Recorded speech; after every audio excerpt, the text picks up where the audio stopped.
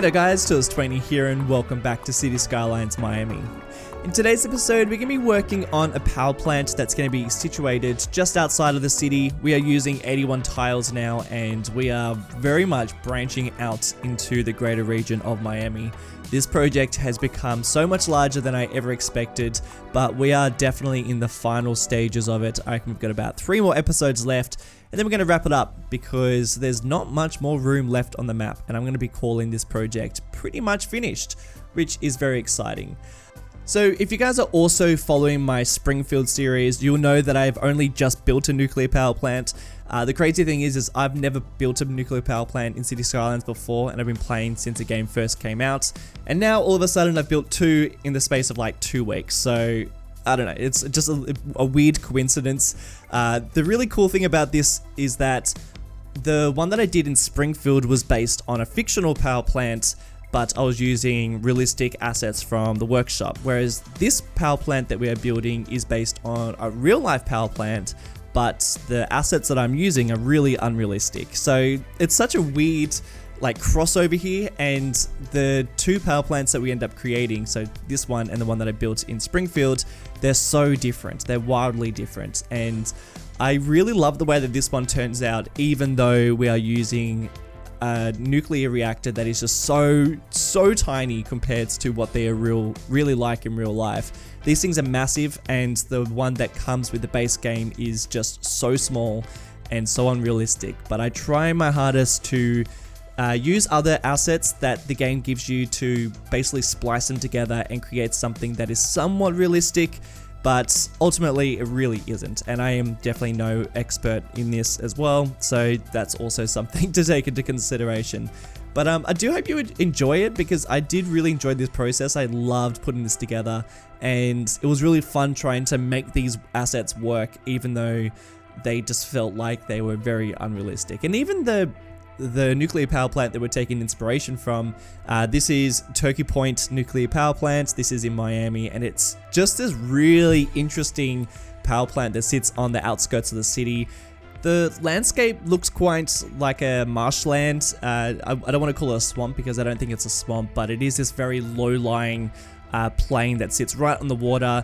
And I just think it's this really interesting landscape that I wanted to capture. And I also wanted to try and get the essence of this power plant within my build, but also not trying to completely recreate it, just trying to get the like the main ideas behind it, because I just think this place is awesome. It just looks really cool. I also have no idea how nuclear power plants work. I know that they use quite a lot of water, which is why you usually find the nuclear power plants on some, or at least next to some source of water. This one is pretty much surrounded, and it links up to this bay as well really nicely. I really like this one part about it where you can actually see where like these boats dock in here, and you can just see how it just carves through the waterway, even through Google Earth. You can see that. So that's something you'll see me attempt to do. I think it works quite well, to be honest. So you will see a lot of cinematics from that angle. But I'm getting ahead of myself. So far, what we've been up to so far is just getting the main layout of the power plant. And I wanted to use the actual power plant that comes with the game, even though it is so unrealistic. But then I was also trying to splice in some other buildings so that we were to make it a bit more expanded out, just because it's too small otherwise. And there are a whole bunch of other assets, other buildings that you can use, particularly the ones that come with the Industries DLC. They work really well to basically splice them together. I ended up having to make this, and I can't remember what industry I ended up creating, but I ended up making it into an industrial district for one of the specialties. I can't remember which one though, but I did that so that I can use some of the buildings that come with that district. It is sometimes a shame that you can't use those buildings, you know, everywhere. You always have to make a district first. I find that with the Universities DLC, there's actually like so many amazing assets, so many amazing buildings that come with different university districts, but I've literally only made one of them. So when I do when I actually make the university for Miami, I'm gonna try and use a type that I haven't used before. Thinking I can't remember which one it is, but there's definitely a university district that I'm going to use. But basically, I'm always really disappointed at the buildings that I can't use.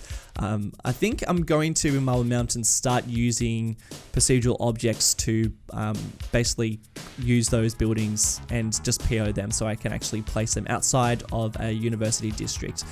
But once again, I am talking about things that I'm not doing on screen. I'm talking about a completely different series. What I'm up to now is, now that I've figured out the general layout of the power plant, I can then start putting in the details and placing down the buildings that I want to best fit this area. You can also see that I've created this really massive body of water here, and this is just something I can see from Turkey Point power plant. This would be the body of water that is being circulated through the cooling system. I believe that's what they use the water for. I could be wrong. Don't watch this video for a lesson on how nuclear power plants work. I'm sure someone in the comment section can fill in the gaps for me. But to be honest, I really love the way that this looks in comparison to the rest of the city. In fact, there's this really great cinematic at the very end where I basically have a shot of the city from the view of the power plant, and it's just looking really great. I mean, that is one of the benefits of using 81 tiles mod. You can actually get some really nice shots from really, really far away from the city. That is generally where I really love to work, is getting like the bigger picture of the cities, and doing something like this just really seals the deal. So some things that I've been up to, I've started doing I've done a whole bunch of the power lines that are going to start heading towards the city. I made sure that they are heading in that direction, and you can see that they're following like a pretty big path. I feel like there's always like a massive path of destruction where there is power lines. You can't really build too much underneath them, and nobody really wants to live around power lines. So I do really like that, you can really see where power lines go within cities, and they have to leave so much of the growth below it quite barren to allow access for vehicles to actually access these power lines and service them. Plus, you can't really have too much growing around these lines, but you will see me stretch them out further across the bay and head into the city, and it will be actually sort of fun to create the line where the power lines go, but I just don't know where they're going to terminate. But that's something we can figure out later on down the track. I've also put these paths that are inside these bodies of water. So I've noticed that in Turkey Point power plants there is like these channels within this body of water, and I didn't really know I was going to create such thin ones, so I decided to just use these paths instead. From a distance they look great, but I think when you get a bit closer you can actually see that they are just little paths. But whatever. I mean, you gotta do what you can do with these assets. But even still, I don't think we would be able to do anything. Even with custom assets, they're really quite hard to make these narrow sections within water. It is, using water within this game is quite tricky, and they can do quite annoying things, especially when you're trying to get the levels right. To create the channels in the water, I've used some more paths and I've just sunk them down. I'm using a technique that CityWalk taught me, that if you just play around with some of the terraforming around the water, then you can actually stop the icons from flashing, because I really do hate it when it's saying that there is like a pathway submerged. You can see a couple of them still like signaling that, but I do get rid of all of them at some stage. It's just the water basically leveling out and just, stop freaking out so much. It is really annoying. I do really hate it, and it's really a really cool technique. Just basically just smoothing the land around it, and that seems to get rid of those flashing icons. I'm also just placing down random buildings around here. You'll see a mix of growables, and you'll also see some other like specialty buildings. So you'll see something to do with oil, and you'll see something to do with ore as well. But I'm really just choosing any sort of building that best fits this area. Not really going for any sort of realism there. But I do like the fact that you do see quite a lot of trucks coming in and out of this area. So it is quite a bustling place, which is something that I also wanted to create. Another aspect that I really love about Turkey Point Power Plant is just the landscape around it. I really love the natural environment of Miami. It seems to be quite fascinating. I do wish I had custom assets to use to create this area, but alas, what we are going for is vanilla.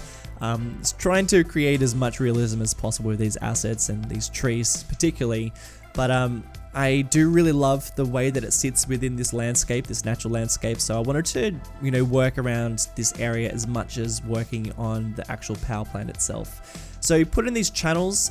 These channels are diverting water to different locations, and it's also for flood control, particularly around a nuclear power plant like this. You do want to have quite a lot of flood control.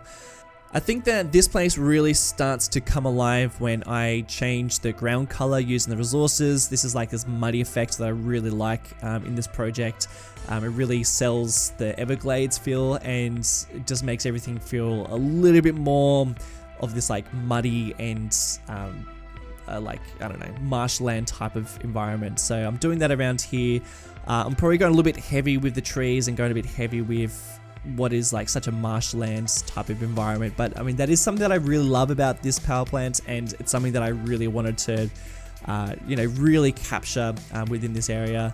And these trees too, I think the tree layouts around here, I love it so much. I just think it's great, particularly like just these clusters I have in different locations, particularly around the water sources too. And now I'm doing this fun thing with Move It, where I've just basically copied some trees that were on the land, and I've just pasted them into the water so that it sort of feels a little bit more like a mangrove.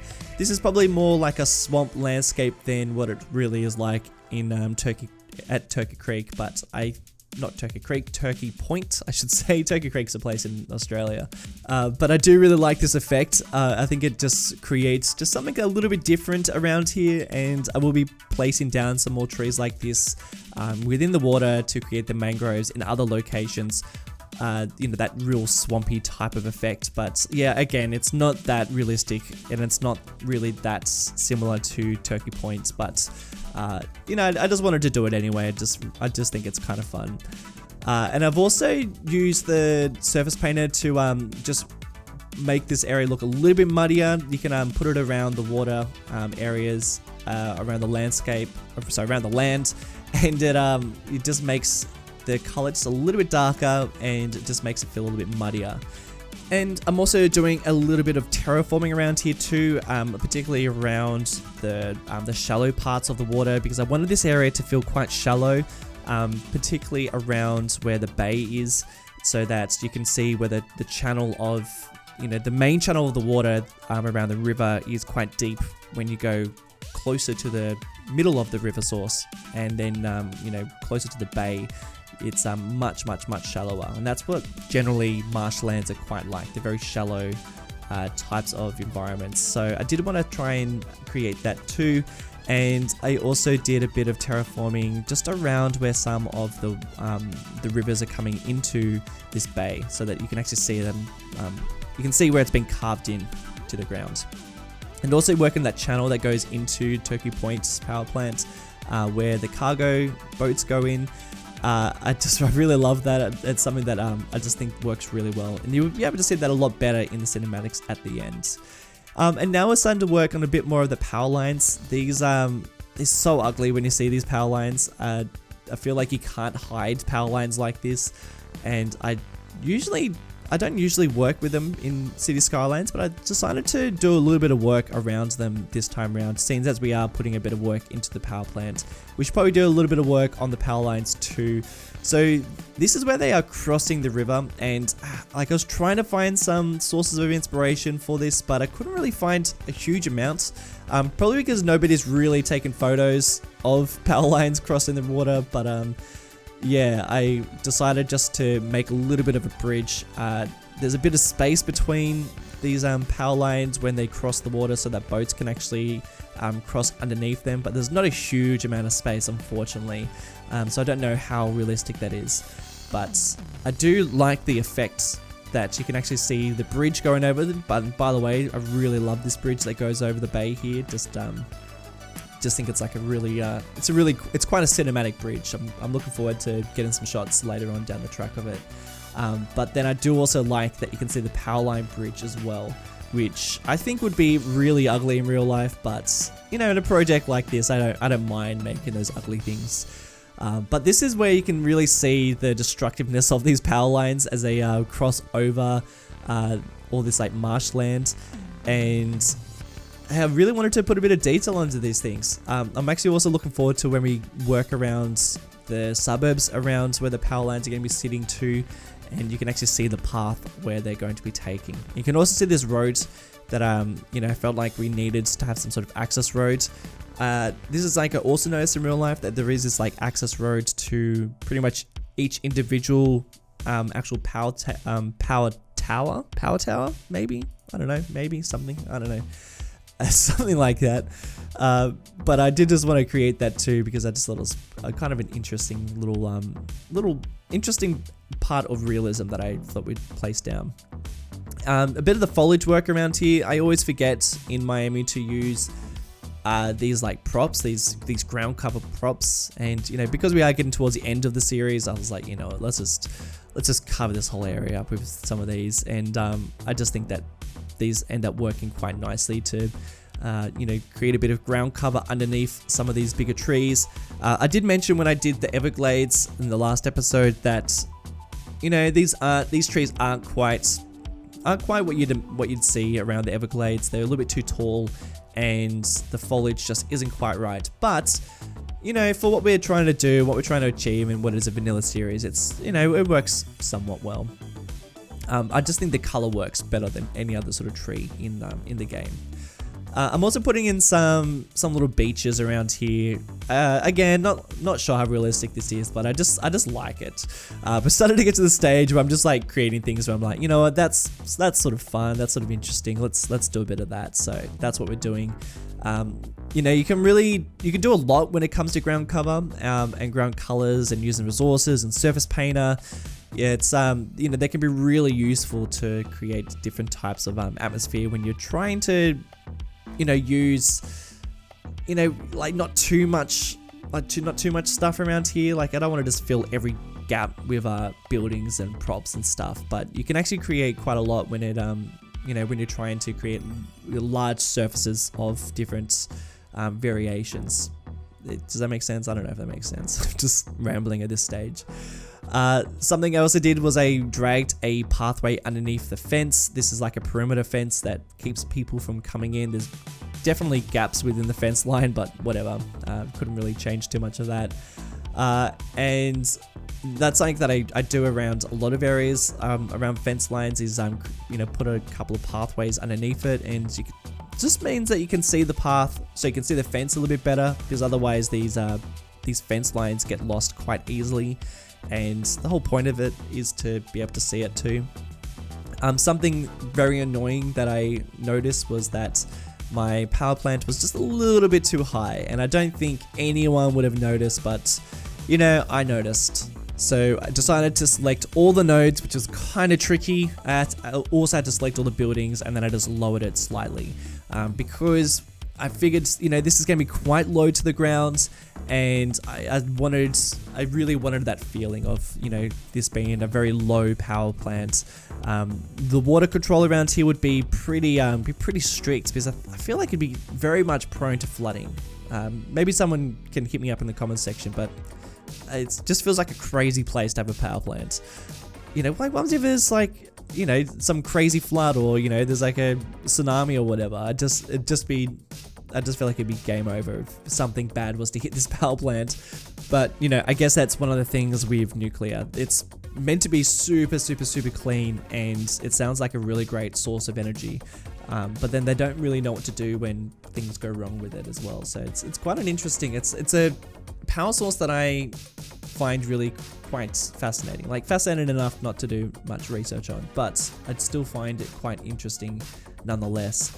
And I was actually mentioning in my last episode of Springfield where, you know, The Simpsons really as a kid, I grew up thinking that these nuclear power plants were really, really toxic and really dangerous and stuff. And I think that must have just been a bit of an agenda for the writers of The Simpsons. Like, maybe that really shows, the time that The Simpsons came out back in the 90s, where they really thought that these, like, power plants were, like, super, super, super harmful and really dangerous. But I don't know how much of the case of that is anymore. But yeah, I'd love to know your opinions about nuclear. I don't know a huge amount. We don't really have very many nuclear power plants in Australia. So that would be, I guess part of the case, reason why I don't know a huge amount about them. But yeah, I do find them quite fascinating. And I wouldn't mind making a couple more in this game. Maybe a little bit later on down the track. 2 over the last couple of weeks is quite enough. Now we are starting to finish off this area, and I wanted to work on some of the swamplands and marshlands around here, putting in some campsites and recreational areas. This is something I missed out on the last episode when I did the Everglades, and it's something that I really wanted to create. Some more recreational areas within the Everglades and around these more natural environments, because I really do love working around these sort of areas. And now that we are using 81 tiles and we're really creeping into some bigger territory within this project, it'd be nice to place down a couple of different recreational areas. But I will be working around some of these in the next episode of Miami, when we start filling in some of the gaps around here. And then we have a few more episodes left, and then the Miami project is all wrapped up. But speaking of wrapped up, this episode is also wrapped up. I do hope you've enjoyed it. I've really enjoyed putting this one together. And if you have, don't forget to leave a like on your way out. That would be very much appreciated. And if you are new here and haven't yet subscribed, that would also be super fantastic. I want to give a special shout out to some of my patrons like Ben Tricky, Dan Foster, Ben Redfern, Xavier Chung, Phil Garrard, and Leo Horton. Thank you all so much for your support on Patreon. Thank you all so much for watching. Have a great week, and I'll see you in the next one.